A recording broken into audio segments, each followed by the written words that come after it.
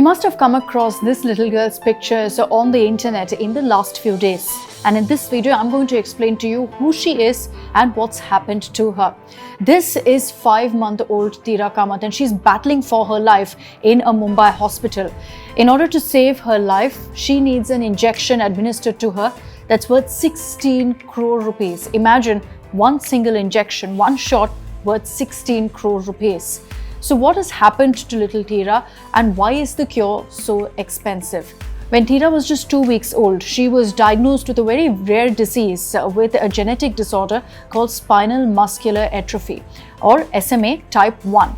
So let me just briefly explain what SMA type 1 is. As I mentioned, SMA stands for spinal muscular atrophy. It's a very, very rare genetic disease and it essentially hits the nerves. What we've seen, at least what doctors say, is that it mostly affects babies. It's a very rare disease. 1 in 10,000 babies have reported SMA. What this disease does is, in fact, when a child has SMA, there is a breakdown of the nerve cells in the brain and spinal cord. The brain stops sending messages that control muscle movement. And what Teera has is SMA type 1, which is a very, very severe form of the spinal muscular atrophy. What this means is that Teera doesn't have control over her movements. There's no way she can control her muscles. And the most worrying part about SMA type 1 is that even something like breathing becomes difficult because it's a muscular activity, and so very often babies struggle to breathe, which is why chances of survival is very, very less. In many cases, unfortunately, when babies are diagnosed with SMA type 1, they don't survive beyond 2 years. So why is the cure? Why is this drug so expensive? Well, this medicine is called Zolgensma.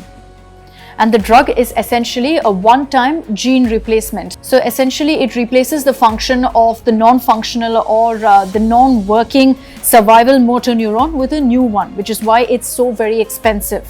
And this drug, Zolgensma, is commercially available in the United States.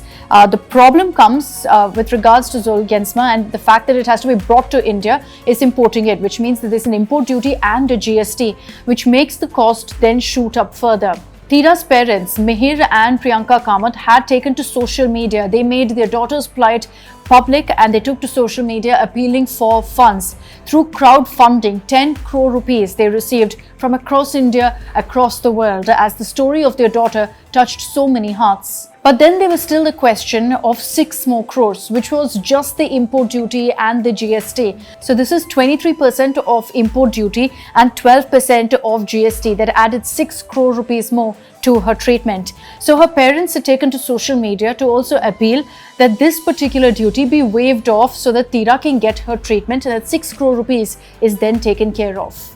And that's when the government of India stepped in to save the life of this little girl. It was former Maharashtra Chief Minister Devendra Fadnavis who brought this to light of the centre. He wrote a letter to the union government appealing for the waiving off of this particular import duty and GST.